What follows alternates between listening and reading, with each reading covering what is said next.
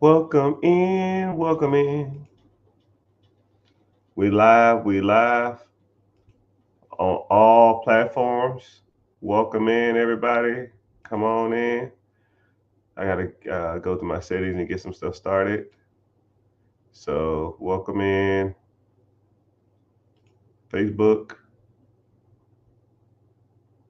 uh, YouTube, TikTok, Twitch, X or Twitter, and Instagram and TikTok. If I said TikTok twice, I don't know. Anyways, do y'all like the name X or y'all just prefer Twitter? Do y'all still use Twitter or do y'all say X? I don't know why he would take a platform, spend $40 million on something and then change the name of it. But hey, what I know. Welcome in. We're going to get started. So, the question of the hour is how um, how do you start a bit? How do you start the process to buy a business if you've never had? Which majority of people haven't bought a business. But if you ever wanted to get into it, this is where you learn.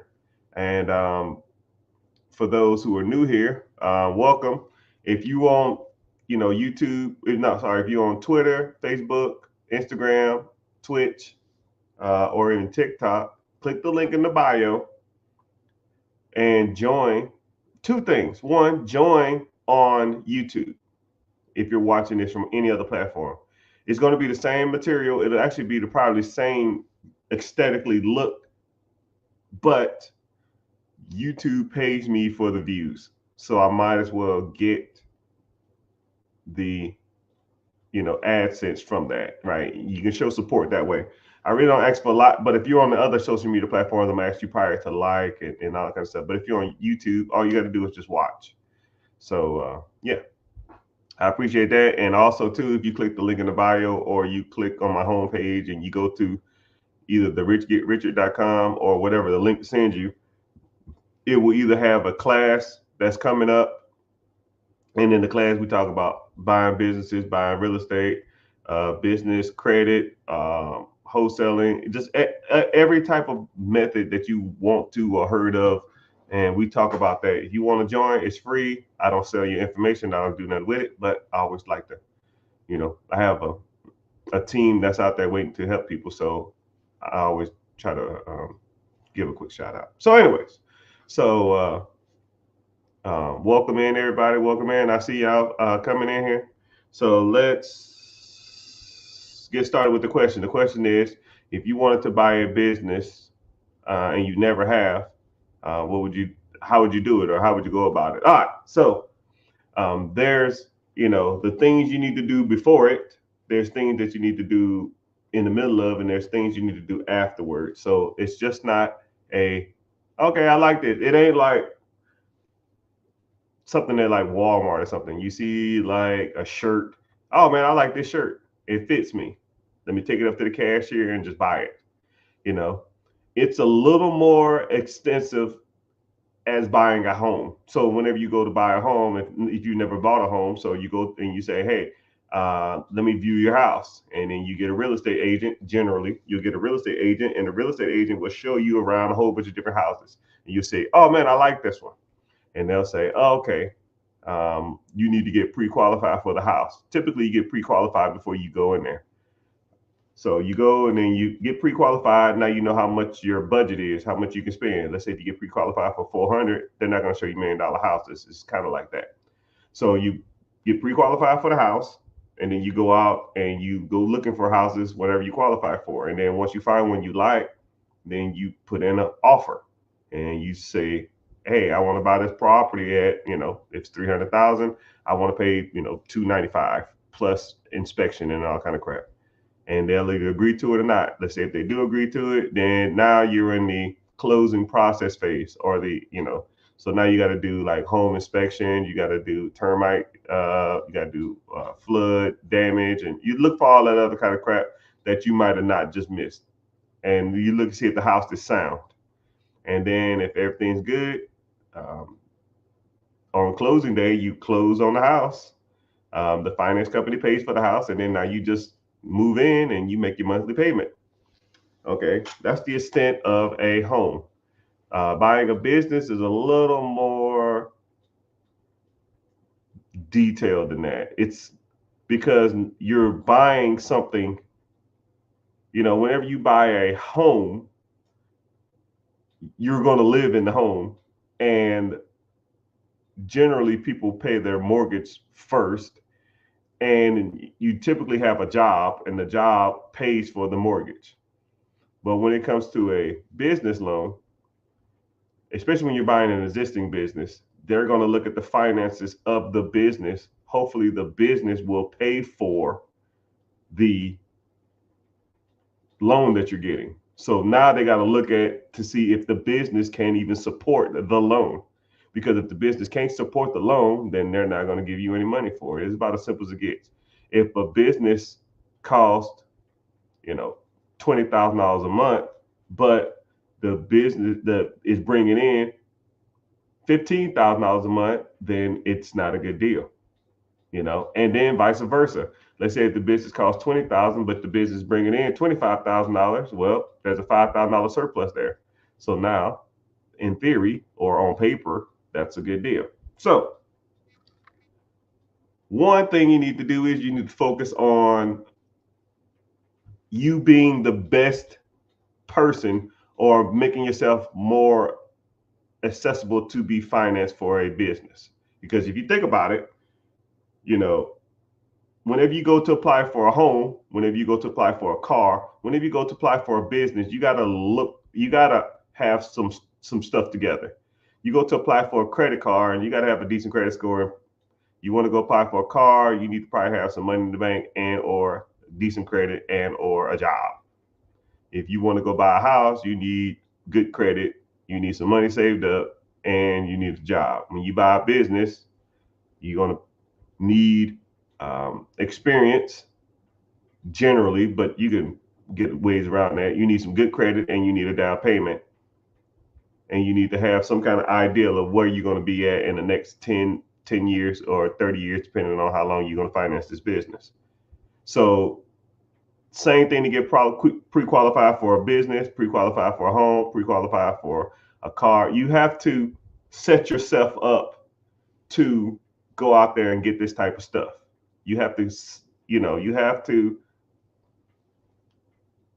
there a lot of things in life, a lot of people just wing it, and you can't wing buying a house. You can't wing buying a business.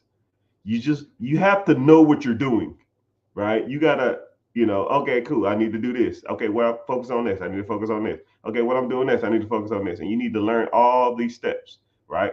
So let's say if you do meet your credit requirement, and then you do meet the down payment requirement. Okay, well now you need to start finding and looking at businesses.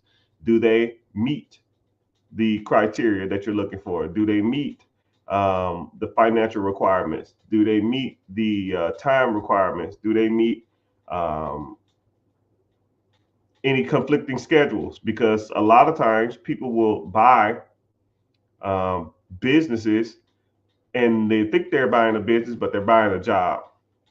So they'll have like is one person I used to work with, um, and he came across a business for sale, and it had one employee, and the owner was there every day. And then I said, well, you got some options, man. You can either work there, and I think it was bringing in like $150,000 a year to him. You can work there for 150,000, or you can hire somebody else to do that job, and now you'd be making, you probably pay them 50, so now you're down to like 90. Do you want to hire somebody and make 90, or do you want to make the whole 150? He wanted to make the whole 150. And then he said, maybe one day in the future, I'll hire somebody out, but I want to learn everything about this. So whenever I ask somebody else to do it, then I know what's expected of it, which kind of makes sense. So, and I said, okay, cool. I mean, it's your world, man. But those are the type of things that you got to look at. It's just not, you know, Okay, cool. I'm gonna just take over the process, right? You got to see how many hours the existing owner working. Then you also got to do some other due diligence, right? You got to do due diligence on the finances. You got to do due diligence on the employees, the systems, the processes, and really to see if it's gonna make some money. Because if it's not making money, you don't give a shit. You're not buying a system or buying a business that doesn't make money, right? At the at the core of any acquisition of a business, if it doesn't make money, why are we here? You know? And then whenever you do buy that process, are the systems and teams in place for years of longevity and success? You know, was there any weak links in or any kinks in the armor? Was there any weak links that you need to expose of and expunge of as soon as you get in? You know, is there any systems that were flawed that you need to revamp? You know, just for I'll give you some quick ones off top of my head that I always tell people to look at whenever soon as they take over a business. One, I'll say something like, how is uh, like the CPA like payroll stuff? Like how is it? Do do all your finances go to a CPA? They do all the due diligence and then they send out the checks, or do you do that? You just look at the hours and confirm the hours was worked, or like what? How's that process work? All right, is it flawed? Is it over convoluted? Is it too many hands in the pot? How is that? Okay. Something else that is how much debt was acquired for the previous owner that was not a business expense, a recognized business expense. There's some terminology for it, but I'm not gonna get into it. But I'll I'll just say it like that. So let's say if the owner had like a vehicle and they was using it as a business expense, but it's their vehicle. But as soon as they leave, I'm not gonna have that expense no more. So now am I gonna have more money coming in or less money coming in? Is that under this year's stuff? Is it current stuff?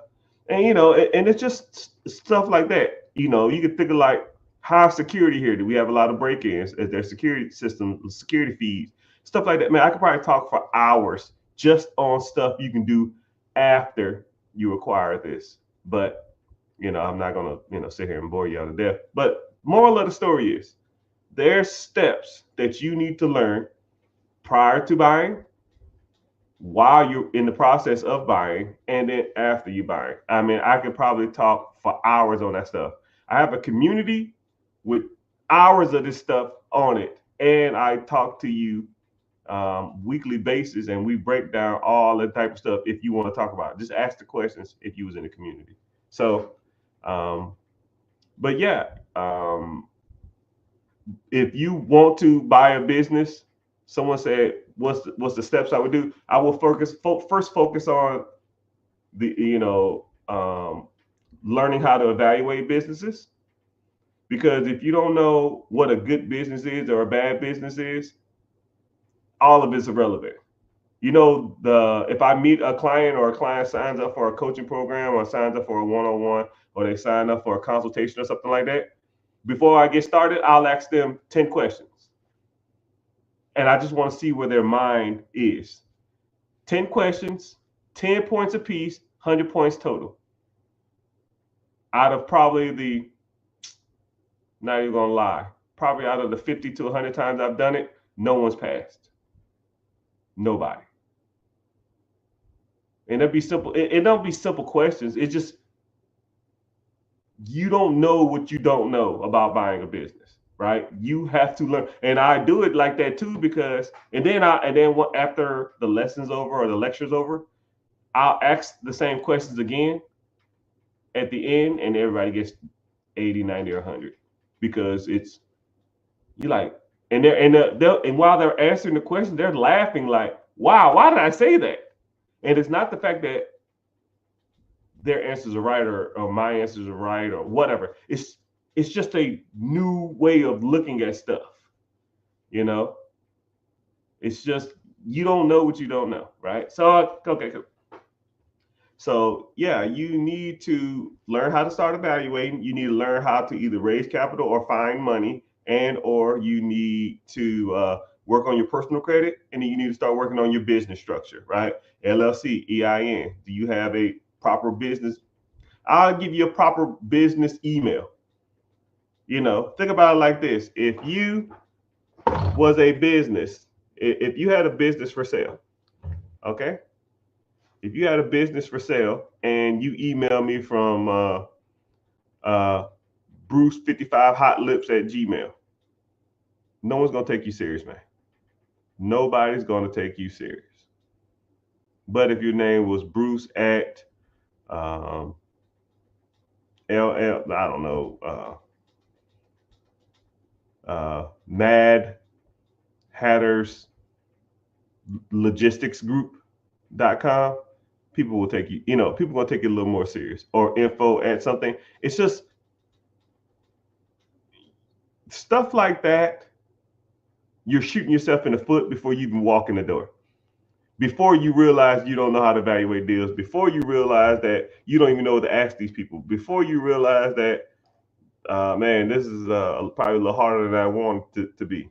And what's bad part about it is a lot of people like me, I have to almost, I'm not gonna say beg, I have to, as soon as I start engaging with people, I have to say stuff like, hey, how you doing, sir? My name is XYZ. I'm from XYZ. I'm serious about buying this business or buying this piece of property. Could you please get back with me at your earliest convenience at this number or this email? I have to say stuff like I'm a serious buyer because there's a lot of tire kickers. And when I started, like, you can tell just levels of professionalism. And when you talk to people, you can tell, right? I'll even give you some more stuff. Like, just for example, you reach out to people on Facebook Marketplace sometimes, you don't even get no replies. What makes you different than me? Is this available? What do you think? Hey, how you doing, sir? My name is Mr. Richard. I am in the market for this particular item. I see you have it available. When's a good time for us to talk about this particular item? You see what I'm saying? It's not. It's just a level that you have to learn how to do. You have to be a little more professional, and a lot of people just don't know, right? And that's just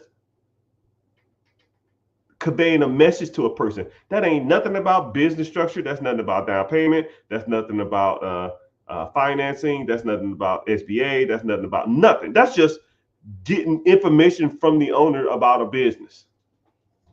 They're not going to take you serious if you don't know what you're talking about. I promise you, because they start throwing around some jargon and you're just like, man, I don't know what the heck you're talking about. They're going to be like, yo, you wasting my time. All right. So, but I appreciate the question. So that kind of got me in the talking mood. I always like to answer a question and kind of get some things going, get some things talking. All right. So let's go. Anybody, and somebody else said, how many pages do you have? Most social medias, I have one. I will not DM you and say something about cryptocurrency. I will not DM, this is my disclaimer. I will not DM you and say I have a new amazing product. And even if you try to sign up for the free webinar, if you come or you don't come, I won't even message you afterwards saying something like, hey, are you still interested? No, I'm not that type, right? I don't sell your information. I don't need to. I don't care about that. You want to come through? Come through. If not, when you leave, it is over. But yeah, I won't DM you or send you any information about that type of stuff. So that's not my style. But I appreciate you asking that question. That's a good question.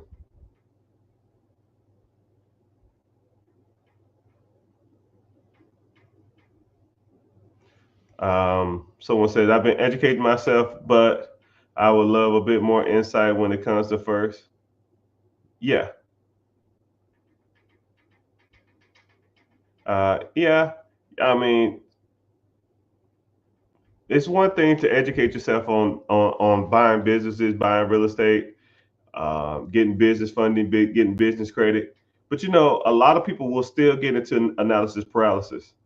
Yeah, I mean, I always use the swimming analogy all the time. I can go to the library and read every book on swimming. I can watch the Olympics hours on end. I can go talk to and associate with gold medal winners on swimming.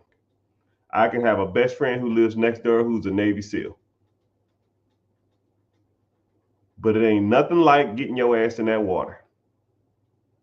You got to get in the water to truly learn how to swim. And that's what a lot of people don't do. They're not getting in the water. They know everything about the water. They heard or heard some rumor about the water, but their ass is not in it. It's time to get in the water. Get in the water. Get in the water. Credit repair steps. Okay, cool. Good question. So with me, credit repair steps is pretty easy. I don't do like some of these other people that do a lot of this other stuff. It's pretty straightforward. What you do is you decide to get into the program. What I will do is I will send you a text or an email saying exactly what I need from you. The standard stuff, name, address, last four of your social, and whatever else, whatever other information. And I need a credit monitoring service because that's how we check to see if your credit is legit. So we're not going to go to your Credit Karma. We're not going to go to your Experian app and that kind of stuff like that. You just go to a credit monitoring service and it does pretty much everything there. So once we have that, then we get the disputing, right? It's 35 days per dispute, and we focus on 6 disputes. I figure if you can't get it in 6 disputes after going to 6 different people, because there's some things on people's credit that I don't care how good of a expert you are, you're not getting it off. And there's some things that are just itching to come off because of the certain laws and the consumer laws and that type of stuff, and FTC and that type of shit. But you have to kind of know what you're looking for whenever you're doing that type of stuff. So one thing about me and my team is we do it all for you. You sign up and then you just sit back and wait until it starts hopping up. And as long as you're not contributing to the downfall of your credit, then you generally should see some progress, right? Just us correcting all the misspellings of your name can increase your credit score. I had one guy, I did his name correction, and it was 78 points. His name was misspelled, I want to say 19 times on his credit.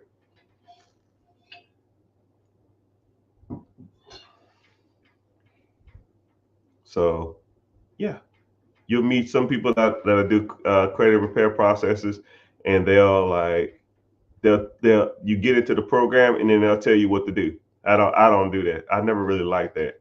Why would I pay somebody to teach me how to do something why would I pay somebody to teach me something when the person that can just do it for you, you know? So yeah, that's pretty much how the steps work. It's pretty self-explanatory. If I had to start to scratch all over with the 700 credit score, what would I do first? 3? If I had to start from scratch and I had a 700 credit score, I would business structure, raise capital from the banks, bird dog, wholesale, free cycle. I'm not even making this up. I'm not even joking, and I'm not even kidding, and I'm not just saying this for clicks, and I'm not just saying this shit just to make you please you and to sound cool.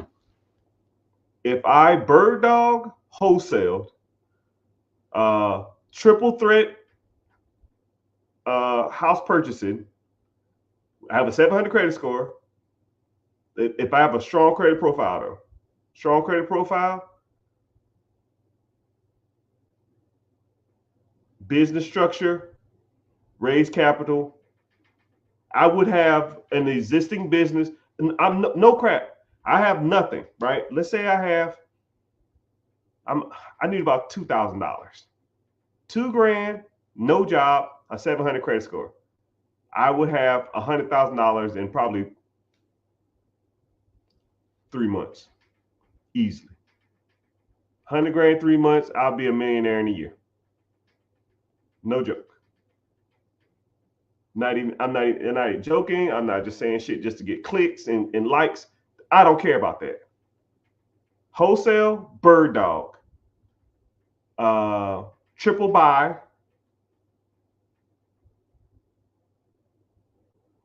Business structure. Raise capital. Business acquisition. Boom. I would with $2,000, I would have enough money for a down payment for a business in 30 to 45 days. And then I will execute and buy a business in the next 90 days. That process takes about 4 to 8 weeks. I would almost be having business deals lined up, knowing that I'm going to get the capital. But yeah, whatever. What do I know?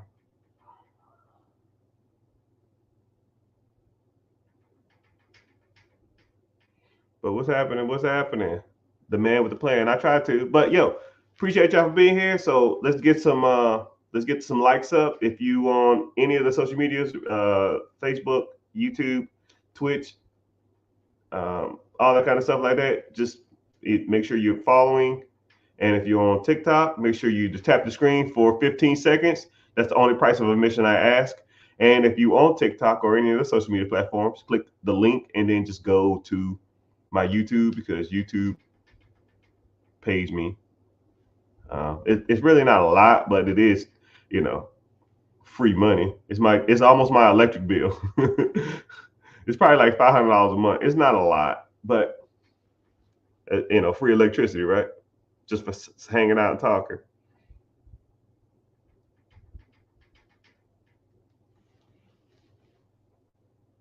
My window and solar cleaning business is not doing hot right now. I'm 24, a 700 credit score. I've never taken a loan. What I would do is, thank you for being here. What I would do is I would look into growth in that industry, and or either raise your prices too. I don't know if you're not doing good because your profit margins aren't high. I don't know if you're not doing good because you don't have enough employees. I don't know if you're not doing good because you don't have enough leads. I mean, if you have a decent amount of leads in theory equal conversions. So it's like if I have a grocery store, I won't say a grocery store. Let's say if I had a pizza parlor. I won't say a pizza parlor. I'll say, try to think of something where people can go in there and just look. Let's say if I owned a Best Buy, and my Best Buy store had 10 people an hour come through, right? The odds of someone buying something is probably like a 1%, a 10% conversion rate. So 10 people come in an hour, one person is going to buy something. Okay. Now let's say if I have the same Best Buy, but instead of 10 people come in every hour, I got 10,000 people coming in there every hour. Well, at a 10% conversion rate, that means you have 1,000 people buying something, right? Would you rather have 10,000 people coming in and buying 10,000 and selling to 1,000 people, or would you rather have 10 people when you sell to one person, right? It's just numbers. You need more people to come to your service. You might need to start running ads or looking at existing businesses that are doing similar numbers and kind of going from there.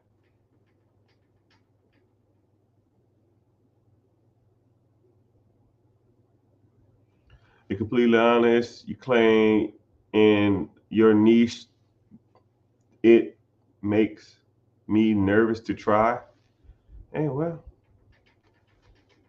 you got to go out there and try some of this stuff, man. I mean, I don't know what's nervous about it. It's just business and money and numbers. You know, is it a lot of risk? Everything has risk. Driving a car has risk. You know, statistically, how many people get into car wrecks? What you do? Not drive? I'll wait. Of course you drive because you got somewhere to be. Just like buying real estate. If you want to be successful, you want to be rich, you want to have the Ferraris, you want to have the Lamborghinis, you want to have, you know, the boats, the yachts, the vacations, you got to take risk, right? I mean, it's about as simple as it gets. You're not going to do it from a 9 to 5. You know, the statistics on that, not a lot of people who work a 9 to 5 are wealthy. It's just not happening unless you got a high dollar skill. You got a high dollar skill, you bringing in $300,000 a year? Probably not. Average person in America makes $54,000 a year. You might can do it if you maximize your 401k and dump $1,000 to $2,000 a month into a ETF or something. But yeah, what at 55, 60? And then you shit 65. You don't want the money now, though. You gotta get some of that short-term money coming in, sir.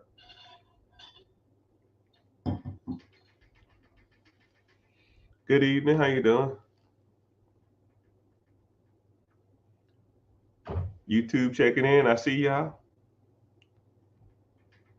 Bro. I'll exchange bro with sir.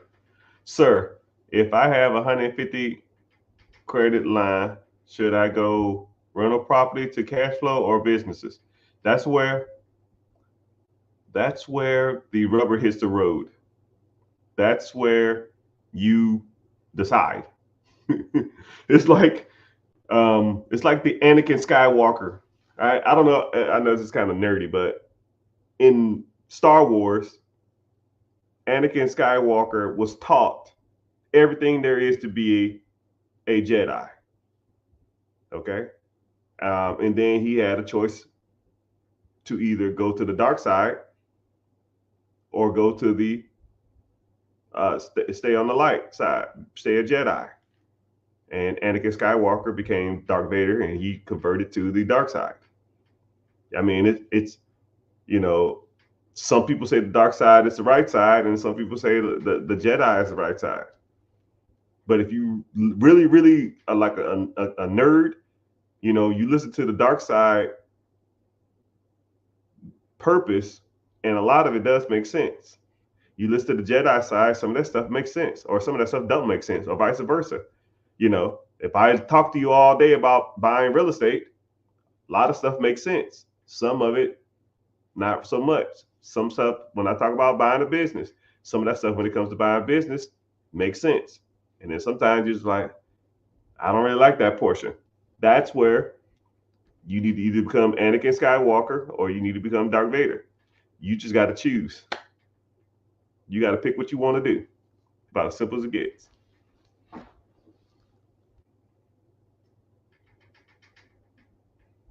But what's the best business? What is the best starting business to buy?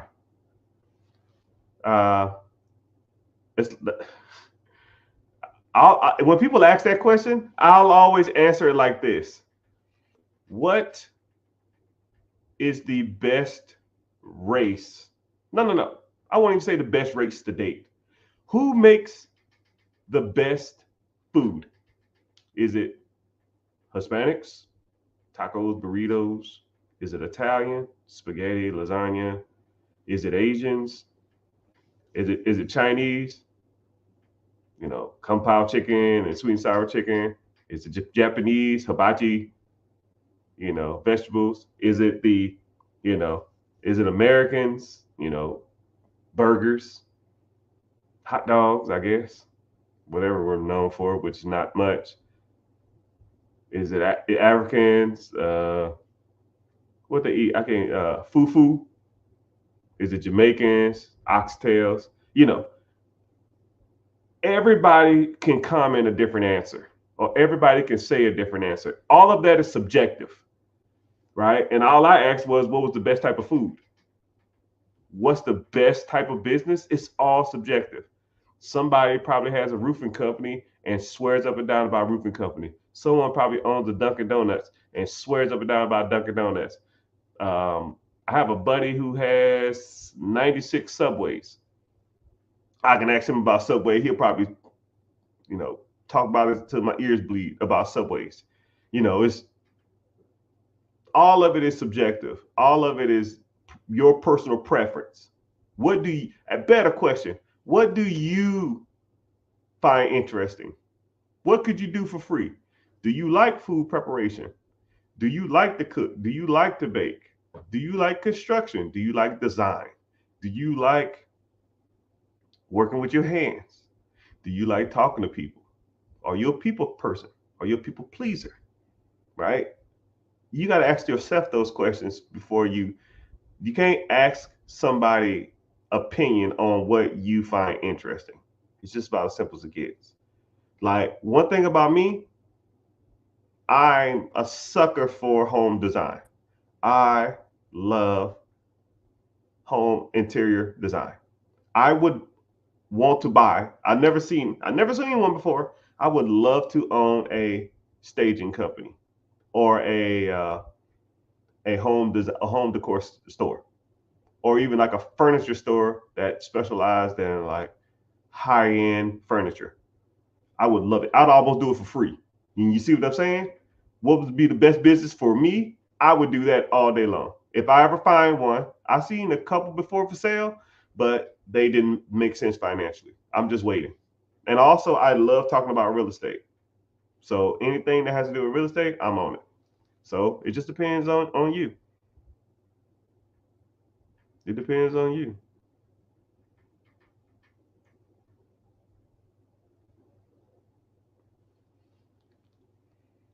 Should I set an LLC up and credit accounts prior to searching? You should be doing everything at the same time, everything all at once. You know, it's almost like you should be. Some people they can focus on one task at a time. I like to try to knock out as much stuff as possible. You should already be having a LLC, S corp, C corp, or a sole proprietorship, depending on what kind of business structure you want. You should always be working on your structure for those businesses while also learning how to evaluate businesses. Because one thing about evaluating businesses, if you don't know what a good business is, you don't know what to look for. That's like asking a person who's 30 years old who's never eaten a meal in their life, and you're asking them to pick out a restaurant. I don't know. What's a good restaurant? I don't eat out.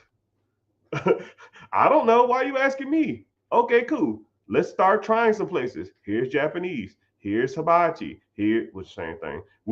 Here's McDonald's. Here's Burger King. Here's Taco Bell. Here's Panera Bread. Here's Bucky's.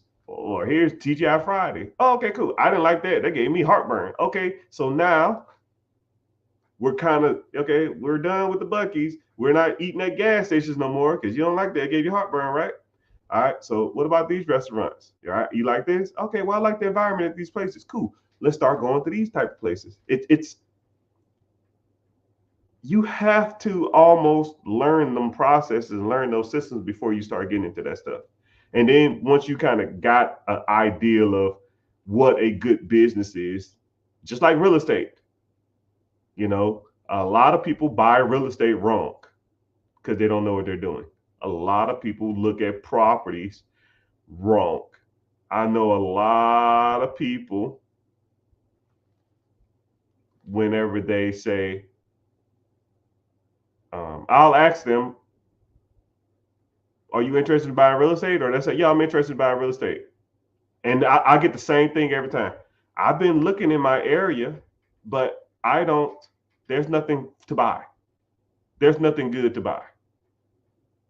And I'll say, I think that's bull still, bull stool. I know for sure A person like, if there's a person like me in every city in America, okay? There's a guy or a girl or a team or a company in every major city in America that's buying up everything. And they're making millions, sometimes even billions of dollars doing it. And you telling me you can't do it? What's the difference between them and you? Oh, they got the capital. That's bullshit. You don't need money.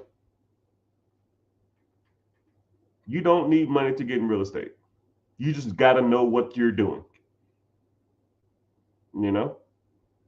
And a lot of people don't. So you have to learn. That's why I'm here. I try to teach you. When are my classes held? They're held so I got a free class. That's every Wednesday, the link in the bio. I also have a like a mentorship class where we meet every Friday and we sit in there and talk about whatever subject is up that week, because I try not to talk about the same stuff all the time, because it's like, all right, man, I get it. It's just like, to me, it's like repetitive and redundant. And it's more to money than just buying stuff that makes money. Management of stuff, evaluating,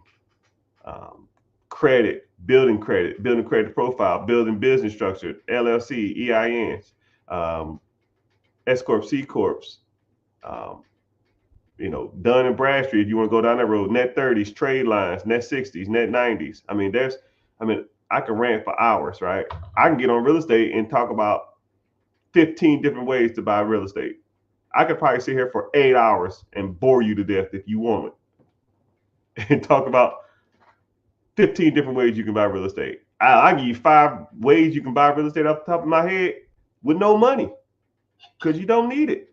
You just need to know how to do it and not be scared to do it. Know how, execution. That's it. But if you want to click the free class, link in the bio, it should be Wednesday of next week. It'll be next week. If I had all my ducks in a row, how do you walk in the lender or private lender funds? How do you walk in the lenders funding? The lenders, private lenders fund? I don't know what you're saying, but I guess what you're saying is, how do you raise capital? Okay. Since I own a capital company, we raise capital for a lot of people. We're on target to have raised $2 million this year for people in their businesses and or either expansion of their business or buy a business. $2 million is, not a lot of money to people, but $2 million is $2 million, right? So what I would do is, you would come to me and you would say, hey, my credit is good. Okay, cool. We'll look at your credit, your business profile, and your credit profile and your credit score and your FICO score and that type of stuff like that. Let's say if it meets that, boom. All right. So now you need to have a business structure, right? LLC, which is one of the easiest ways to get it. Just say you get an LLC EIN, right? And then you need to focus on the attachments or the things to make you look like an official business. And I'll just say one off the top of my head. Let's say a business email. Okay. Let's say if you have a business email, because when you go to apply for funding, if you go to apply for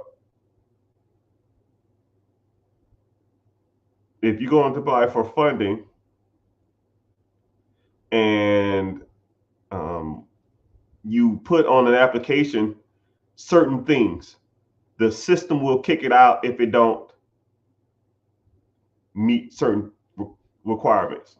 So for example, if you put business name and it's something like trucking, something like restaurant, it will kick the system. The system will automatically kick it out. Second thing, and I said it already, business email. So let's say you have a business email. What's your business email address? And you say, even if it's professional sounding, let's say it's BruceLogistics@gmail. Gmail, Ymail, Yahoo Mail, MSN, kick out.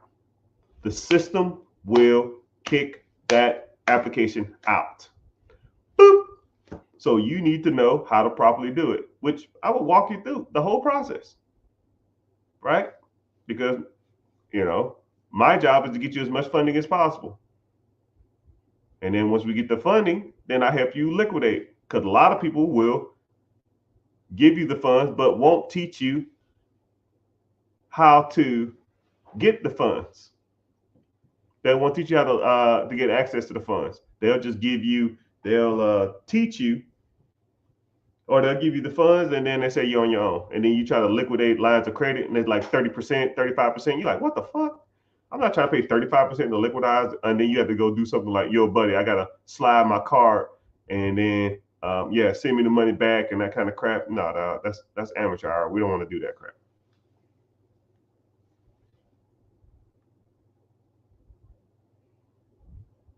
How many accounts you got, fam? I already said it, but I'll say it again. There are a lot of people out here using my name and likeness. If you get an email or a text from anybody saying they're me, more likely there's a high percent chance that it's not. Right? I'm not gonna just randomly DM you. Right? But now if you DM me and ask me a question, I'll reply back. Just go to the follower account and see a bigger account. But if it's not the bigger account or the account that you thought you messaged, then more than likely it's the wrong account.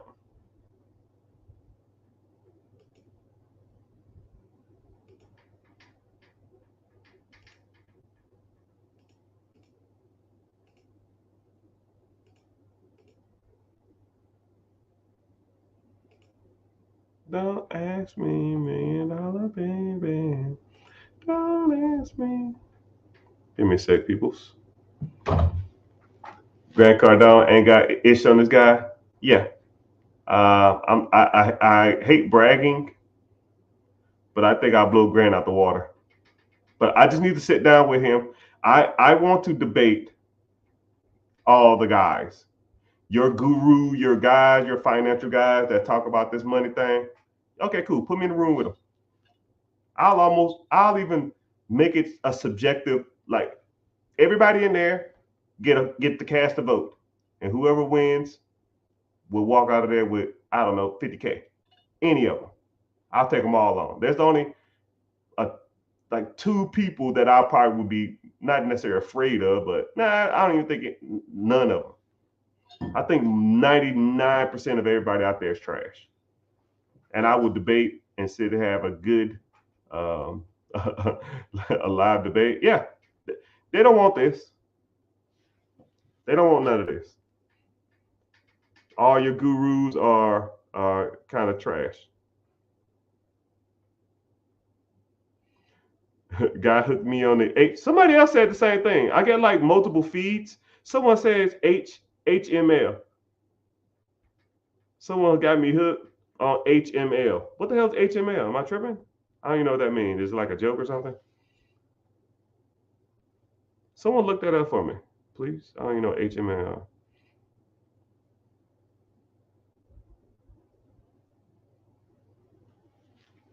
Someone said, any guidance on a 28-year-old? Man, I'm behind on my comments. Any guidance on a 28-year-old that makes 65,000? Yeah. Cut your expenses in half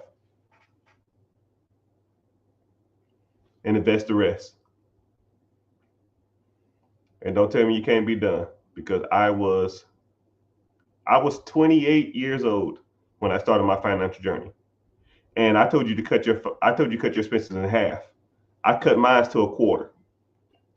So I know it can be done. Well, Mr. Richard, that's bullshit. I don't want to hear it. A quarter. I was making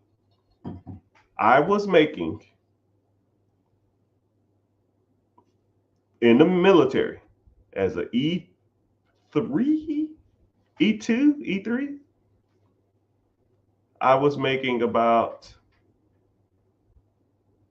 when I started making some decent money, my first check was $400, $420. Sorry, $425 every first and 15th. So I was making $800 a month. So anybody in the chat making less than $800 a month, raise your hand now. I'll wait. This was after taxes. $800 a month. Now they was providing me room and board, and they gave me some food to eat, which no one ever ate it, but I did because I didn't want to spend my money.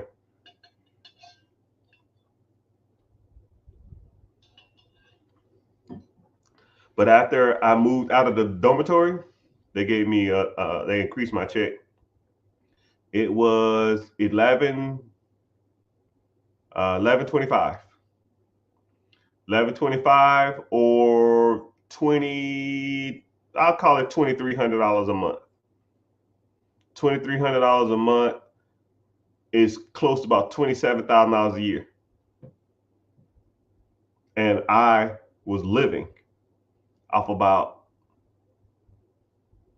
7 to 8 grand a year. No eating out, no Netflix, no cable, no entertainment, no vacations. I mean, some people say they want it. You know, people like the idea of wanting to be rich and successful, but they don't want to put in the work that a rich and successful people do. You know, and then sometimes it's so weird. I didn't take a vacation or want to do nothing for like 5, 6, 7, 8 years, and I just got used to not doing stuff. And to this day, I'm almost like, go where? France, I'm good. Africa, man, I'm good. Hawaii, I'm good. Let's go to Disney, I'm good. I just don't want to, right? Because I got used to not doing anything. My body just, my mind, it's hard to turn it off when you do it for so long. It's kind of like the gift and the curse. I'm sorry behind on comments.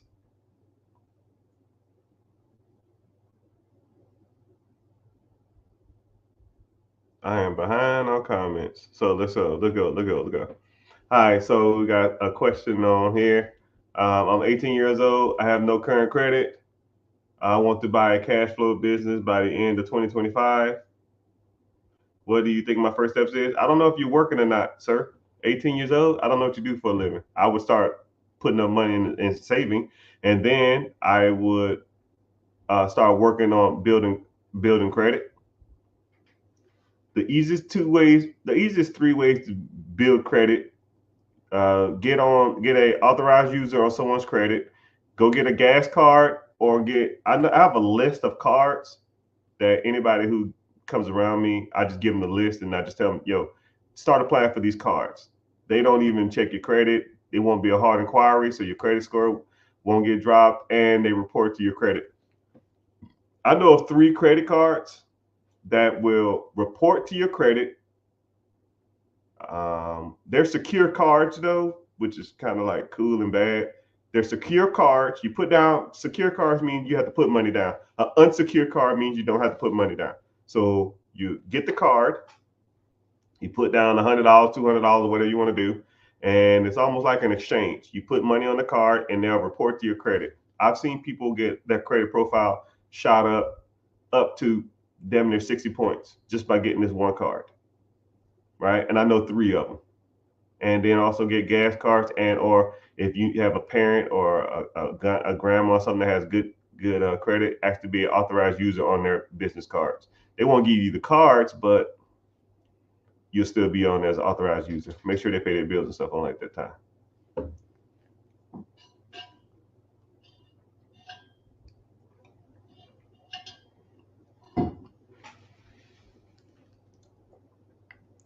Shout out.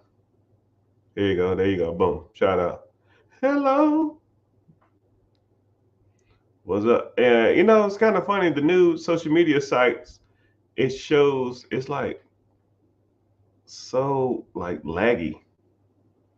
And I hate how it like wants me to invite people up. Someone says, Should I purchase a 4-bedroom, 3-bathroom townhome or purchase a 4-2 house for a rental property? First of all, I'll focus on cash flow. Typically, townhomes have HOAs, and HOAs are pretty much a cash flow sucker. You know, if you got a $300 HOA every month or a $250 HOA, let's say if one property is producing $500 cash flow and the other property is producing $600 cash flow, but it has a $250 HOA, so now your 600 goes to 3.25, 350, or whatever, you know, whatever the numbers are. I don't know. So now, and then what's crazy about it too is if you don't have a tenant in there, not only you have to pay the mortgage, now you got to pay HOA on top of that. So now you even losing more money a month. But townhomes can be a little cheaper to get into, and 3-bedroom, 3 baths, a 4-3 can command more rent than a 4-2 in theory, right? I would look at the rent rates on both those properties. I would look at the HOA, and I would look at potential cash flow on both of them to make an educated guess. That's what I would do.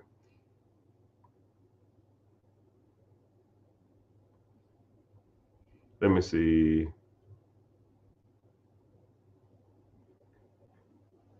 Oh, Solo, what's happening? Oh, you Solo. Yeah, I need your stuff. I don't know if you did the credit one. I don't remember your name, your real name off the top of my head. But yeah, you need to send me your stuff in so we can get that credit process started. I love real estate. I have 4 units, plenty of ways to make money. Yeah. And then what's so crazy about real estate is once you understand how it works, once you get the bug, once you start getting going, and then it's kind of downhill from there. Hey man, thank everybody for being here, man. I'm bumping on these social media sites. I appreciate it.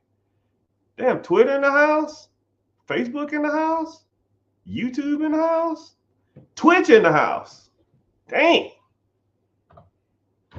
I appreciate y'all for being here, man. Thank y'all. Y'all can comment whatever questions you have. I mean, just throw it out there because social media tells me I got to be live.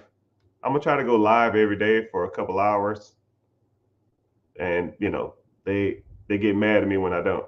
They send me naughty letters or naughty text message, right? Is there a way I can get a one-on-one and get started on business? Yeah. Click the link in the bio, join the free class, right? I have different programs. I have different ways to do it. I have different, because everybody's different. And I don't know where you are in your journey. And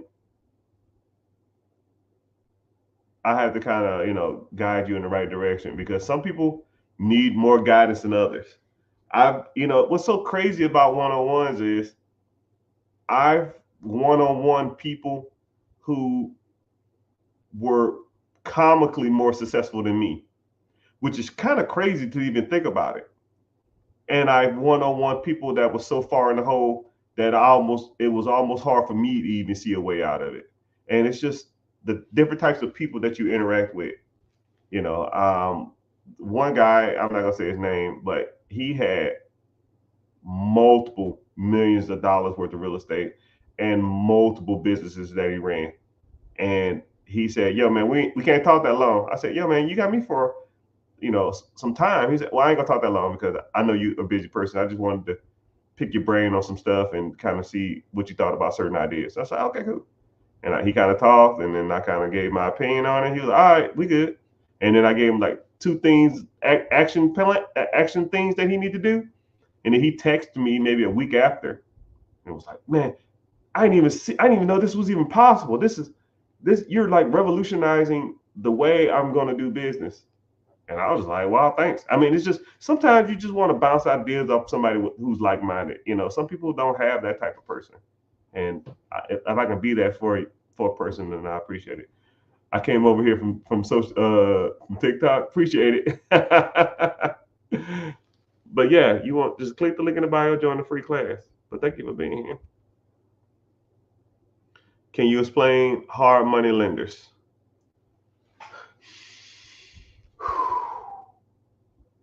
Okay. Hard money lenders is when you look at to buy a piece of property and the hard money lender will loan you money on the asset. They will give you the money for the purchase price. They will give you the money for the construction, but they call them hard money. I heard two reasons why they call them hard money, because they loan money on hard assets like real estate, and the terms are a little harder. And it's short-term lending. The hard money lender objective is not to loan you money for 10, 15, 20, 30 years. A hard money lender terms generally are within a year. So for example, I always use basic numbers to make this a little easier. Say there's a property for sale and it's a real crap hole, and let's say it's $100,000. You're going to you say, okay, cool, I want to buy this. How much work does it need? It needs $50,000. That's $150,000 total. And let's say the after repair value ARV is 219,000. I'll say 225 or something like that, just to make it easier. Everything in the neighborhood is selling for 225, but you got this property for 100 because it's a dumpster fire. So you go to the hard money lender and you say, hey, I want to buy this property. I have it under contract and I want to purchase it. Well, how much it costs? It costs $100,000. How much work does it need? It needs $50,000. Okay, that's what we're going to do. You need to put some money down. I need 10% of the purchase price. So 10% of the purchase price is 100,000. That's 10,000. Wow. $10,000. You need to come up with the down payment. So now you have, they put up the 90, you put up the 10. Boom. 90% or 10% down on the purchase price. So they buy the property. Boop. Now you need $50,000 to repair it, and they will give you the $50,000 to repair it. Generally, that comes within like a draw system or a payment plan. However, you and her or him come up with it. Sometimes they'll do, okay, you start working on the property, start getting some stuff going, and as you go along, I'll just reimburse you. Or sometimes they'll give you an initial draw. Okay, it's $50,000. Here's $20,000, and then after $20,000, I'm gonna come. Once that's gone, I'll come back and look at it, and then I'll give you another, 15,000, and then I'll come back and look at it, and then I'll give you the rest of it. It's a draw system. You pull a little bit, use it up, pull a little bit, because they're not just going to send you a check for, oh, here you go, $50,000, and you're going off to Vegas or something like that. They're not stupid. But that'll be $150,000 total. But their terms are a little hard money. So instead of you paying like whatever you pay for your loan now, let's say, 7, 8% or some crap, 6, 7%, they're going to be generally like 10%, 11%, 13% or something like that. So I'll make it easy and say 10% just to make this conversation easier. You borrow $100,000 to buy it. You borrow $50,000 to renovate it. That's $150,000. 10% of $150,000 is $15,000.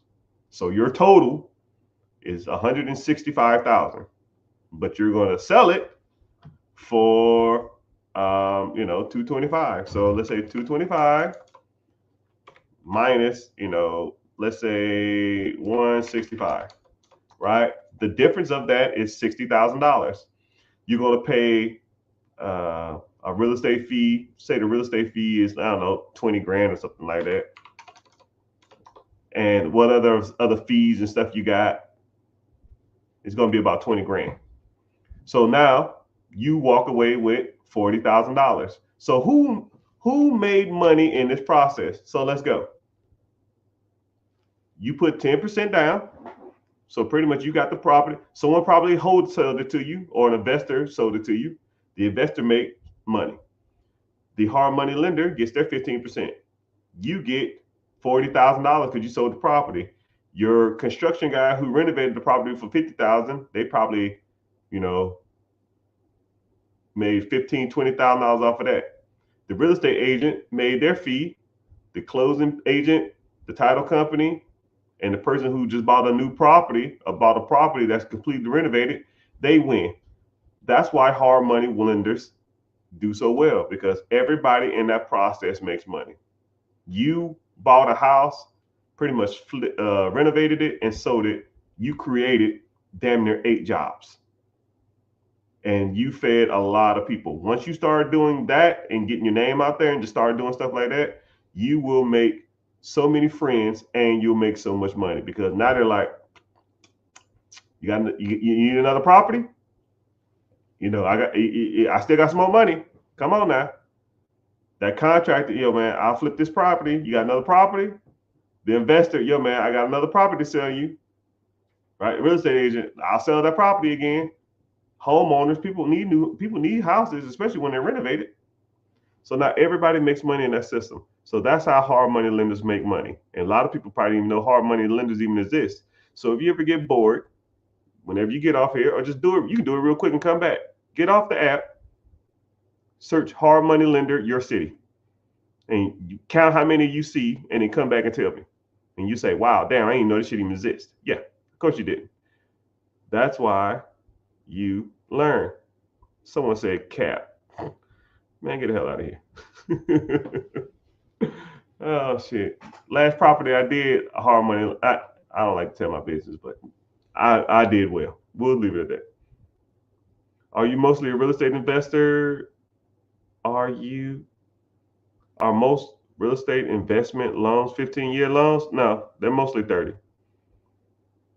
What about that old man in Florida? I don't know what that means. I'm so behind on the comments, I apologize.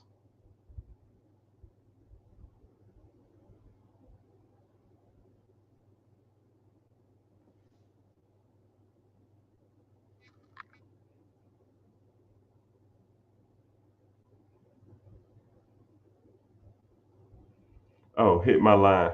HLM. I'm slow. I'm old too. What age did I become a millionaire? It's kind of weird. I think if I had to give it a number, I think it was 32. If I had to give it a number, I think it was 32. But I still don't feel like it's just a metric. Actually, yeah, I started at 28. No. What was it? 28. I joined the military at 24. I got out of the debt my sister and my mom got me in at 25. I saved up $10,000 by 28. Then I bought my first property at 28. I saved up $10,000 by 27. That's it, because I was at year 3. 28, I bought my first property. And then 29, I bought my second.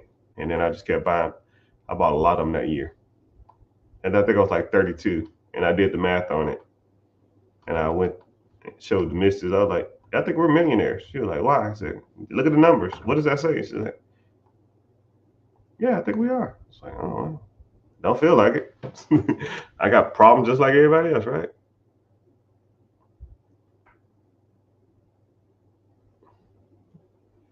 Someone said I'm 28 years old with over $100,000. Brother, you rich and don't even know it. You can almost ETF $100,000. Wait till you're 65 years old and you'll be sitting on a gold mine. You know what? I'll do the math on that. 28 years old. 28 years old. I'll even do it realistically. 100,000 wow. ETF. 38, 48, 38, 48, 58. 58.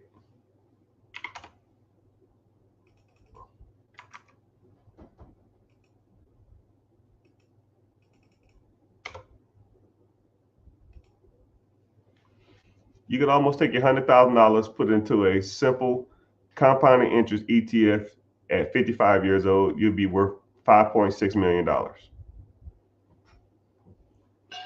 You can just work the rest of your life doing whatever you want while that $100,000 make you super rich. And then what's crazy is that interest after 30 years, we'll be making you $712,000 a month. $712,000 a year. So at the age of 55, you will be making $715,000 a year, which breaks down to about $65,000 a month. At 65 years old, you can almost buy, live, do whatever you want.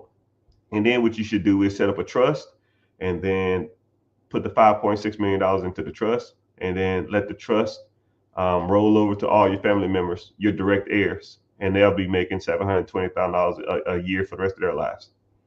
So you'll set up your family. You got $100,000. You can set up your family lineage for the next 10 generations if you did it right. And then I'll put a clause in there, say something like, you got to get a college education. You can't do drugs. You can't be addicted to some kind of alcohol, and you can't go to jail. You can't be, you can't be overweight or something like that. And then they'll do that whatever you say, because they want that $720,000 every month or every year. But hey, what do I know? And then you can continue. You ain't got to worry about going out here and hustling and working and doing those other kind of crap. You can just sit back and relax. 34 years old, is it too late? Hell no, it's never too late.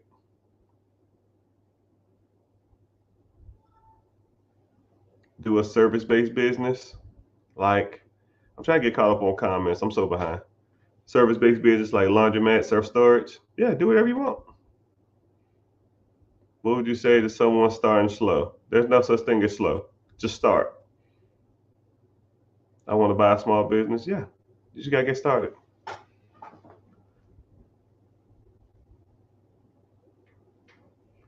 How would an individual pull out profitable interest of a stock without affecting the principal interest? I don't know if that's a serious question, but whenever you invest into a compounding interest account, the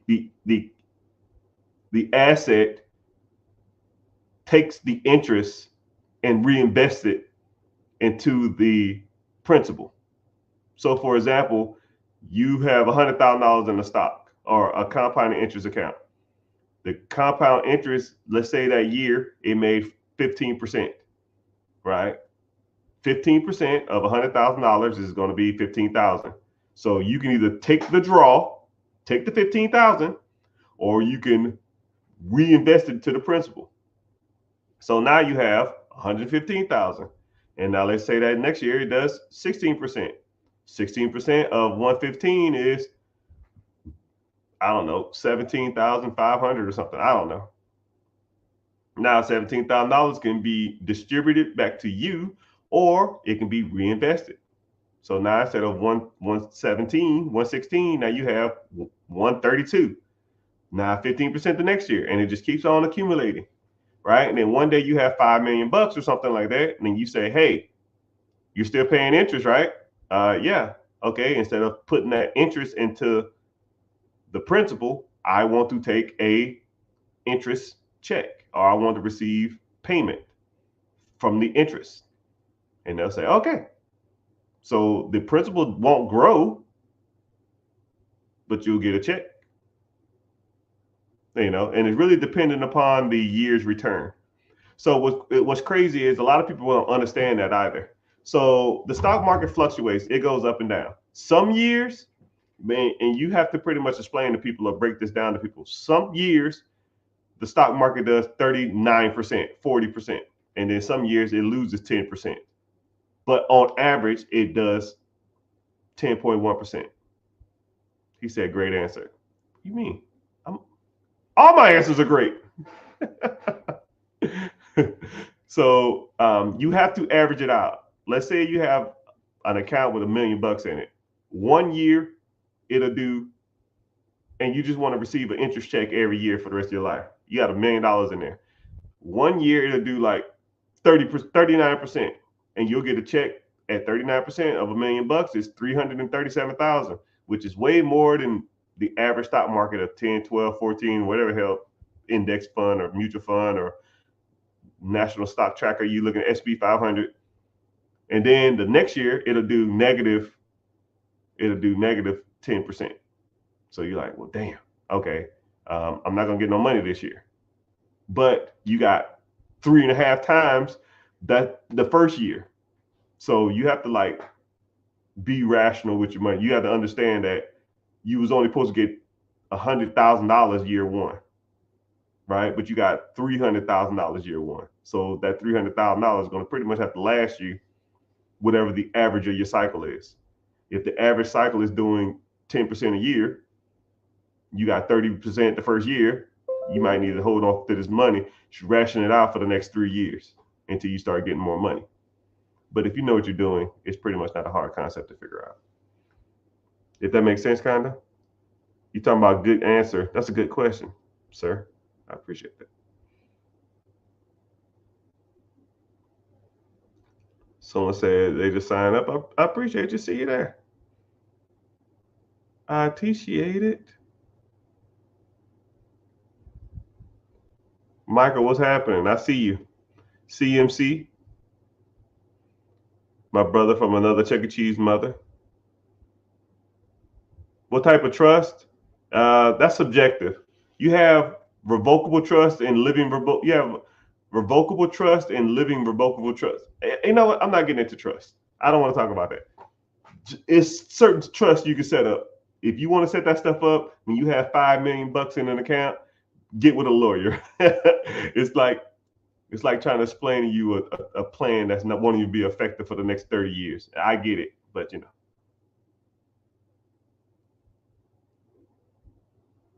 Someone said 21 hard money lenders in Harlem zip code. Yeah, I wouldn't doubt it. I like people to go. I like people to go and look up, you know, and fact check what I'm saying. Because once you fact check and you say, wow, this guy, there are places around here. And then this is what I want you to do. Search hard money lenders in your city, find the closest one to you. And every time you drive by that place, because you're living by it, you'll see it almost weekly or every other day or something. I want you to look at the environment, look at the building, right? Does it look like somebody in there's helping somebody get by funding millions of dollars worth of real estate to help people buy stuff like that? It's just like a regular little office building. It's probably just some little bitty old shack, some little old building, and they in there doing millions of dollars worth of work. You know what I mean?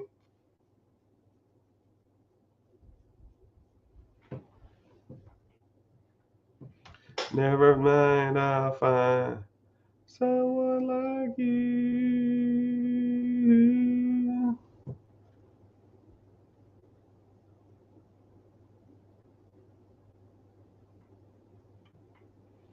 Don't forget me. What kind of existing business can you buy in Texas? There's millions. You know, the bad part about it is I wish I wasn't live on all other social media platforms. I found a business in Texas that I shared with my community or students, whatever you want to call them. And it was in Texas. I forgot what it was though. I literally forgot what it was. And shit, give me a sec. I can look it up. Oh my goodness, come on, type, killer. I wish nothing for the best for you to don't forget me.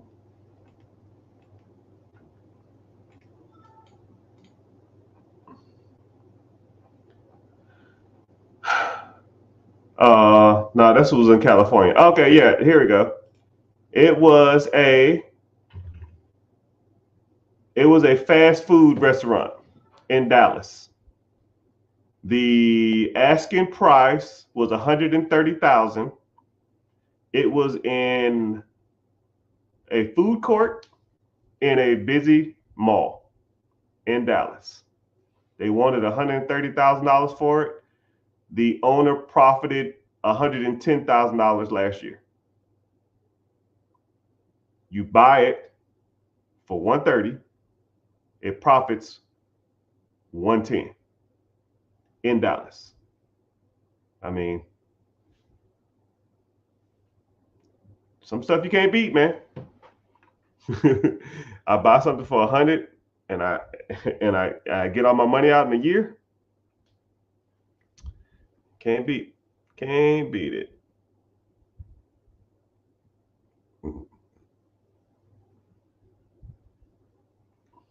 He said, just go Google businesses for sale. You know, it's always people that would ask me how to properly what to find businesses. Dude, you find business anywhere. That's like asking somebody what website do you go to find cars?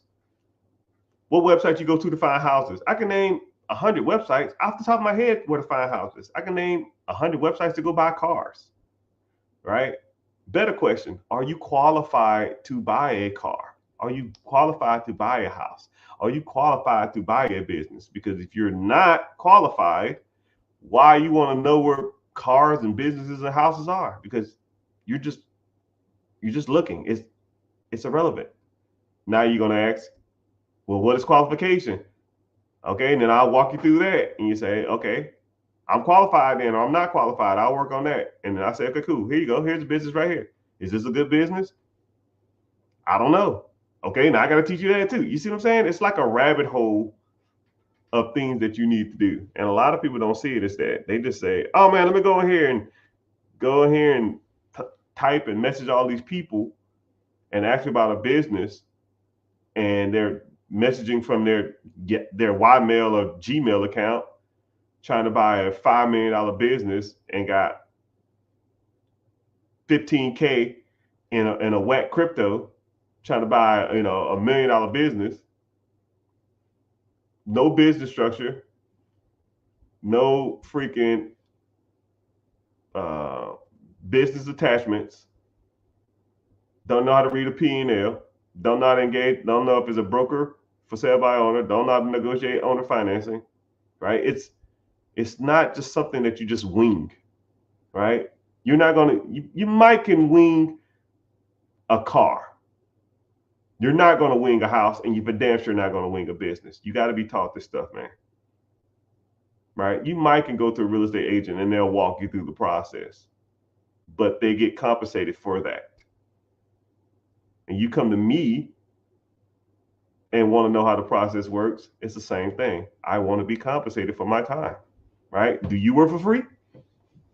You know, I don't, right? I am now technically, but it is what it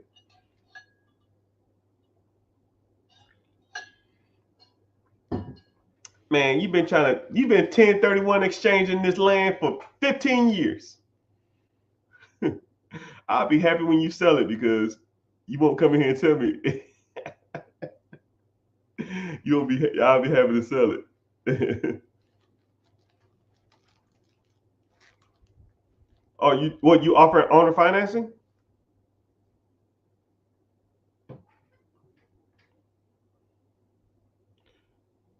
Do you think starting a storage unit business is great entry-level way to get into real estate? The best way to get in real estate, to me personally, is your first primary home. You're going to put the person more likely will walk you through the process. Secondly, it's less credit requirement. Thirdly, less down payment requirement. And fourthly, you're going to need a place to live. So more than likely, you can afford it if you get financed approved for it. So it's like, you know, and a lot of people always want to run before they crawl. You know, hey man, I'm trying to buy an apartment complex before I have a primary house. I'm like, well, why? Because I'll just stay in one of the units. Like, well, why? Why would you buy a 20-unit apartment complex to save $1,000? So let's say if every unit on a 20-unit apartment complex rents for $1,000, okay? That's $20,000 a month. So instead of you make it $20,000, you make $19,000 to save $1,000. You're bringing in $20,000 a year. You trying to stay in a 1-bedroom apartment with all your tenants? Come on, dog. Come on. rent out the other unit, make enough $1,000, go get your own freaking house. Your house payment is gonna be what, $2,000? Hell, 1,000 of it can go from the money you just made from the rent of the unit that you just moved out of. It's kind of a weird logic to have, you know. But as to whoever question that was, yeah, to me, the easiest way to get into real estate is to buy your own home. You build up equity fast. You know, this is what's crazy too. It's always going to be a reason why you shouldn't do something. There's always. But the people who make money in this game are the people that do shit. It's about simple as it gets, right? If you was waiting, like, why didn't you buy a house in 2022? Oh man, it was COVID. Why didn't you buy a house in 2023? Oh man, it was a housing. It was too hard to find properties. Why didn't you buy a house in 2023? Oh man, the interest rates are high. Why didn't you buy a house in 2024? Oh man, it's election year. Why didn't you buy a house in 2019? Oh man, you know, it's like it's always something, always. But if you'd have bought a house in 2019, 2020, 21, or 22, you have damn near double of equity in your property right now. So all that shit you was talking about, man, you know, interest and buying frenzy, and let's say if you bought a house that was $300,000 and you paid $50,000 over what it was worth. 2021, you bought a $300,000 house, but the house was for sale for $250,000. 2022, 2021, that house now is worth almost probably $500,000 to $600,000. Now, who's the dummy? The person who paid $50,000 more for the house that you didn't want to pay $50,000 more, or the person that has $300,000 worth of equity on a home they overpaid for $50,000? I'll wait. I don't need to wait. Well, I know the answer. The answer is the person with all that freaking equity in their property. So now they can go get a HELOC, home equity line of credit. They can do a refinance. Well, they do a HELOC, 90% LTV, meaning that they can cash out $200,000, $215,000, $230,000 in their property. Now, what could you do with $230,000, Mr. or Mrs.? I can invest anything. I can take all this money. Just give me the money. I'll figure it out. There's $230,000. Could you bought a property that was overpriced 4 years ago? Make that work.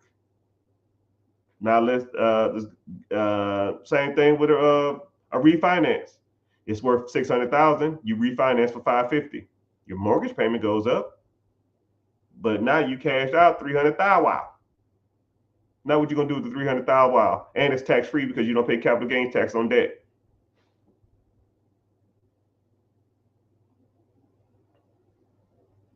Right? So now you don't pay capital gains tax on that debt. Now you got $300,000. You might got a higher house payment, but $300,000, you can go out there and buy. If you put $20,000 down, you can go out there and buy 15 units. Let's say every unit paid you $500.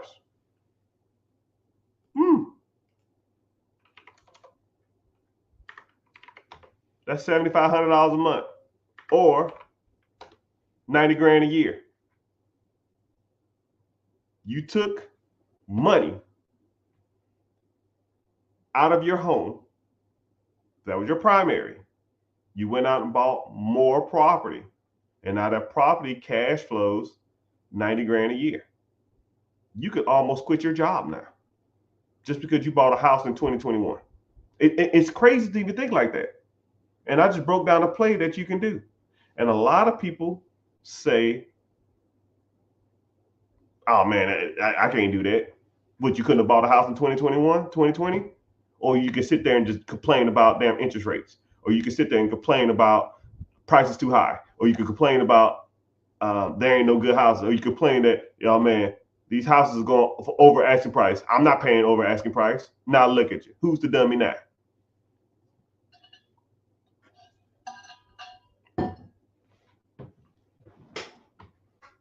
Numbers lie. Well, people lie, but numbers don't.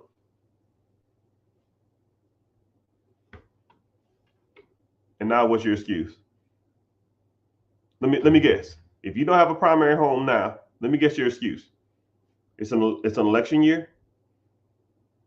I'm trying to see what's going on with China, or the interest rates, or the Feds, or what's the excuse now? What's the excuse? Like every time. And you know, it's kind of weird when I talk to people. I tell people, I say, man, don't give me excuses, man. I don't want to hear it. I do not. Like, it makes me so upset to hear people bitch about unforeseen circumstances or complain about stuff they cannot control. I can't control the election. I can't control the interest rates. I can't control the housing market. I can't control none of that. All I know is what's going on right now at this moment. Do what's best for you right now. Right now. Right now. If you can afford a house with these interest rates, buy a freaking house. If you can't afford a house, you need to start making more money. Or you need to go get a down payment. Work some more money and then cut the fat, get you into a primary house. Because real estate ain't going nowhere. It's not going anywhere. A good analogy I like to use is I have a family member who has a home, and they had a home since 2012. And they said, yo, man, I'm thinking about buying a second home. I said, to rent it out? I said, yeah. I said, well, what you waiting on? Oh, man, I'm kind of nervous about it. And I said, do this. Go onto your phone, find I don't remember what it was. Find a home that you're interested in, just like it. Find like 3 or 4 properties that you're interested in. And anybody can do this too. Find 3 or 4 properties that if you had a limited amount of money, you would more than likely 99% chance buy. Just like it, right? Go to your notes on your phone, put in the address, the date, today's date, and how much that house is for sale for. Set a reminder in your phone for 4 years from now or 5 years from now. You'll get a random text and say, check your notes or put on your calendar 5 years from now or something. And check that same property. I told them to do that. 2017 came up, whatever year it was. I think it was 2018 or 2019. I forgot what it was. He said, yo, man, I remember this property was for sale. I was going to buy it for like $180.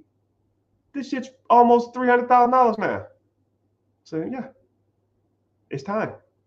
He said, yeah, I'm going to do it. I'm going to just do it. They was making a decent amount of money, and he just did it. He bought it in 2018, 19. I don't remember the year, man. It was a while back.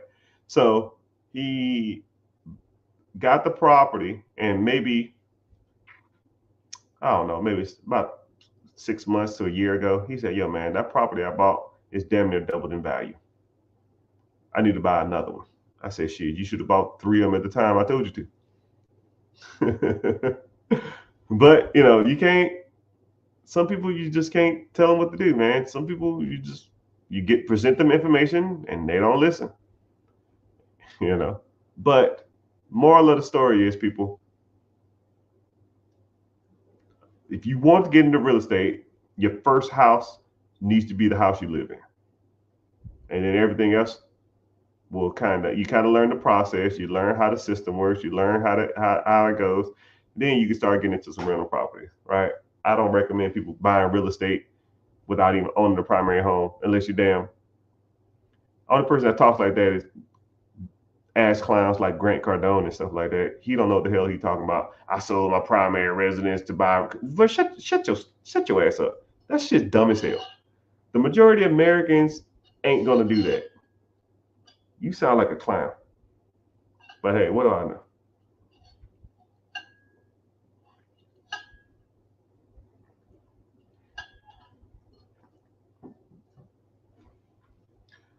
is the maintenance cost on a home.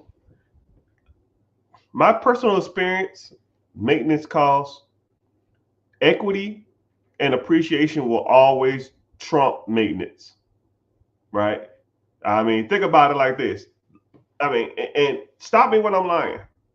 Let's say if a house called, let's say if you bought a house in 2020 and it was 250,000. A $250,000 house in 2019, 2020 is probably worth about almost $500,000 now, right? About around about. If you want to give me some areas or some specifics in your area, I know for sure a majority of homes doubled in the last 5 years with inflation. A lot of them went up in value a lot. I made a lot of money. I already know they did, right? So let's say that's 200. I'll even make it easy. I say $200,000 worth of equity over the last 5 years, right? That's $40,000 a year.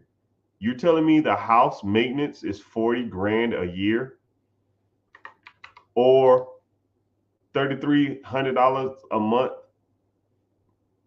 That's damn near the house payment, and that's not even including pay down.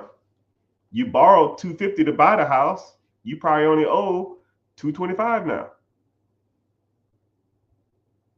So not only you to get $250,000 worth of equity, you get $25,000 in pay down, and the tax ramifications of owning a house. I mean, come on, dog. Come on, man. Anyways, let's get to some other questions.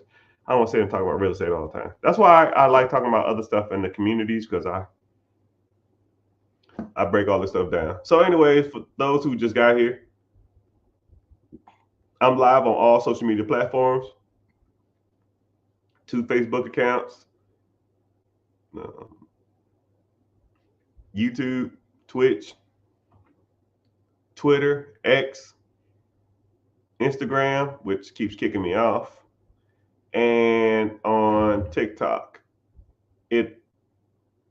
I would appreciate it if you go to YouTube and watch from there, even if you just have it on in the background, because it pays me to be there, right? Twitch was talking about filling out some application to be on there too, but I didn't do it. I don't even care about it. So, but I know YouTube, sends me a little bit of money. If you find any value in this, that's fine. I appreciate it. You can go to YouTube and watch from there. I'm about to get off in a little bit though, but you can at least go there and at least see the profile. Click the link in the bio and then go to YouTube, or you can just type in The Rich Get Richard and you can see me from there. Also too, you can also hold a free class if you want to sign up. When you click the link, it's called Be Your Own Boss. You want to sign up there, you kind of go from there. We can go.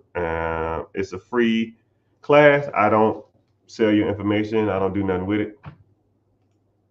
But if you're interested in learning more about buying a business, buying real estate, fixing your credit, getting business funding, investing, 401k, any of that stuff, we talk about it all.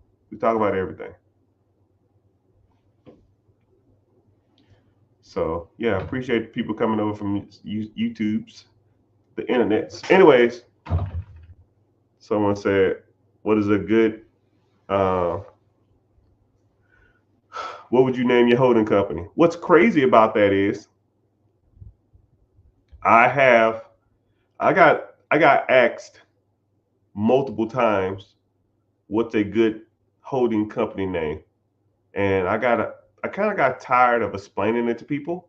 So what I did is I made because there's more than just your name of your holding company, your LLC, S Corp, C Corp, sole proprietorship, whatever you want to do.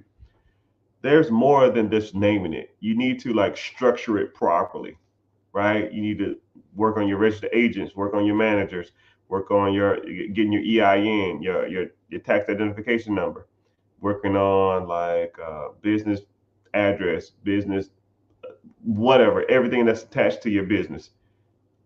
And what I did is I got tired of people asking me. So I said, okay, y'all, I'm going to come up with a slideshow, and anybody that joins this community, I'm going to just give you the slideshow for free. So when you get in there, first thing it'll be like, you welcome. You need to come up with a name. These are the easiest ways to come up with a name. Think of this, or use this adjective, and never use any of these stuff. And I have like keywords that you should never use in your business structure. And then I talk about registering with your Secretary of State if you want to register your Secretary of State, but there's faster ways to do it than registering through your Secretary of State.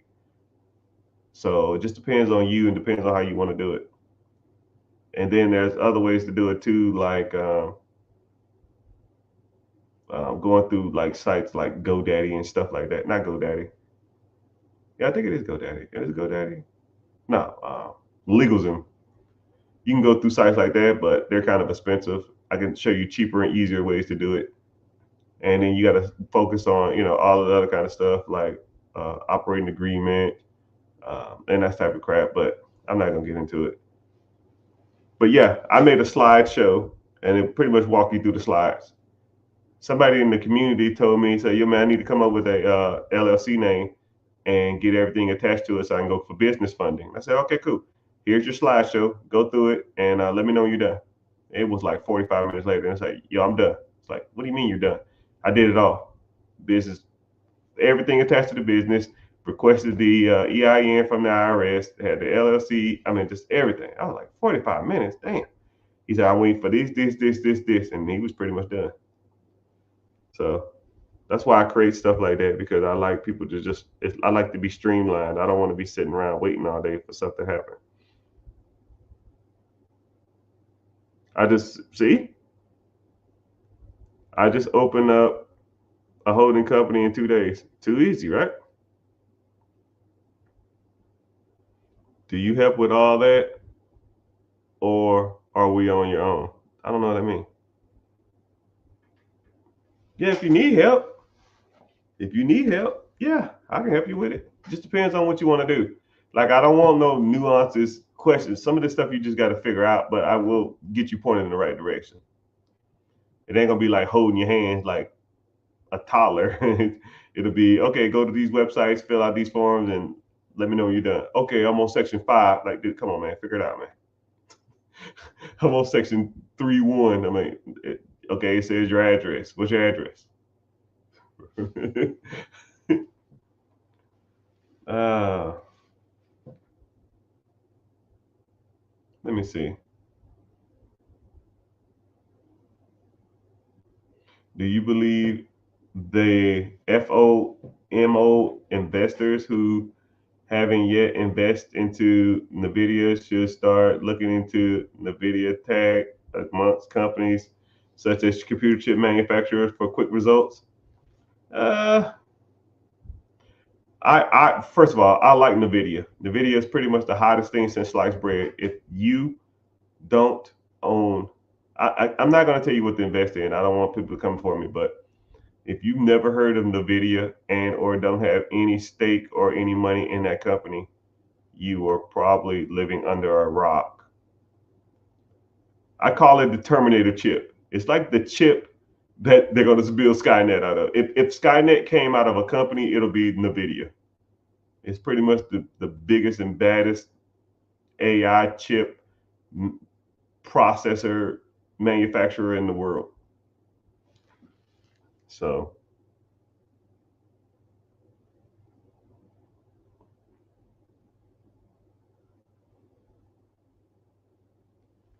what do you think about my $17 million 1031 exchange?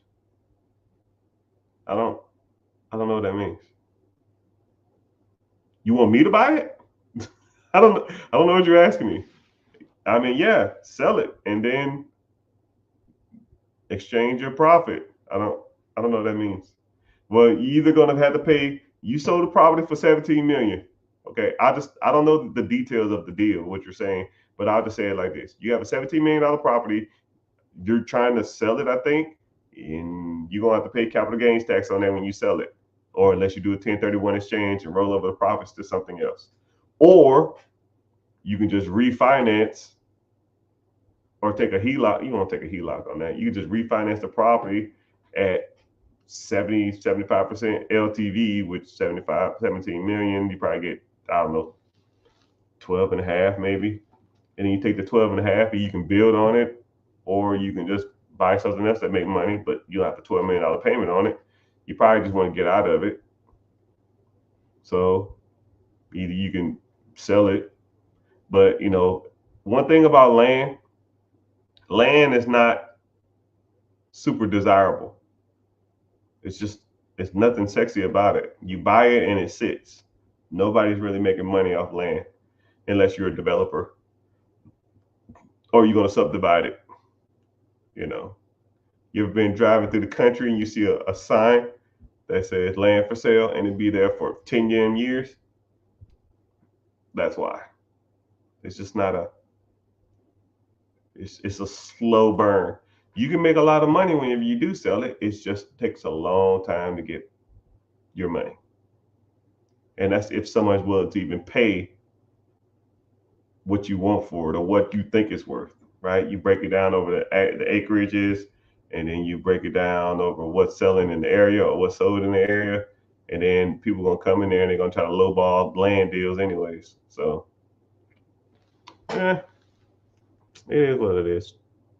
It is what it is. I'm using 3.5 as a down payment. Looking for $15 million using, yeah, I guess. That ain't. So you have 3.5. Oh, okay. So you have 3.8 that you want a 1031 exchange, so you don't have to pay capital gains tax on the 3.8. So now you're trying to roll over $3.8 million into a deal that's 20% down, which would be 15 million. Okay. Let me do the math on that. 3.8 times 20%. So come on, computer. Come on, World Wide Web. 3.8 times 5. Yeah, 19 million. 15 to 17 would kind of do it too. You can put by 25%. So 3.8 times 4, 15.2. Yeah, you can do 25% down. Okay, I see what you're trying to do. Yeah, are you trying to? Yeah, buy an apartment complex. What do you mean? I don't know what you want to do, Lewis. There's $15 million apartment complexes out there. Somebody will give you a loan. If you need me to do it or help you find somebody, yeah. But I ain't cheap and I ain't free. Just letting you know. But yeah, if you want to, yeah, you just need to get financing or get pre-approved. Get your credit right. Credit and make sure that down payment is ready. Get that 1031 exchange form ready. And pop a property. But now if you're talking about like developing and stuff, like, dude, I'm good, right? Just buy something that already cash flows. Why finance something that doesn't make money as soon as you buy it? You're just buying a headache.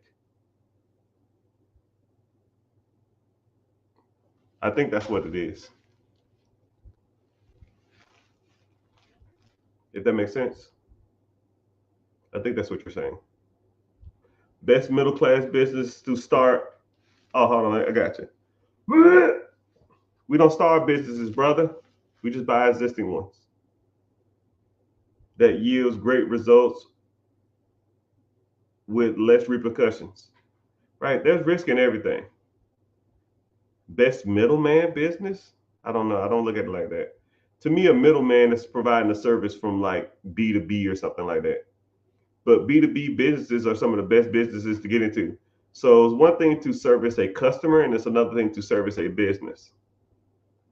Servicing a business can make good money. Servicing people are wishy-washy, right? Businesses are always going to be around. You know what I mean?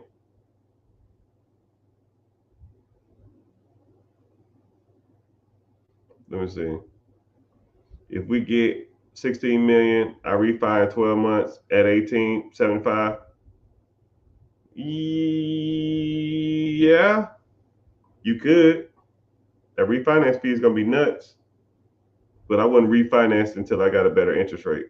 Commercial loans are actually doing pretty good now in comparison to but I don't know what you want to get into, man. You help us find the businesses? Yeah, I'll show you exactly where to find them, how to find them, what areas to look, what to look for, how to scale them, how to buy them, how to evaluate them, how to negotiate, how to reach out to owners, what to say to the owners, how to do the due diligence, what the due diligence looks like, and I get you over the finish line. That's the objective here, right? But I hit my social media quota for YouTube, but I appreciate you. Great answer. No, man, great question. Rocket boys, Rocket boys. I need to look up your account too. I ain't forgot about you. I ain't forgot about none of you, but it's all good. But yeah, so I'm about to get off here. I have to get off before the timer goes off because they put me in jail. I really get in trouble when they do that. So I appreciate y'all for watching on social media. I probably made my light bill money for the day, $200. Shout out to Twitter for being here. Appreciate that. Wow, there's a lot of people from Twitter. Shout out to YouTube. YouTube pays me to be here. So if you're watching, search The Rich Get Richard. If you find value in any of the stuff, at least go in there and turn on your notifications or just make sure you're following or just go look me up over there. I got a lot of stuff over there, good stuff going on, a lot of long form content. Twitch, thanks for being here. Facebook, I see you. Business account, Facebook, I see you too. One of my Instagrams is down, but I need to figure that out. I don't know how to make it. I don't know how to do it. But thank you for being here. So yeah, I met my quota, and thank y'all for watching. And later, dudes. Oh yeah, if you just got here too, click the link in the bio and join the free class. You gotta give a shout out.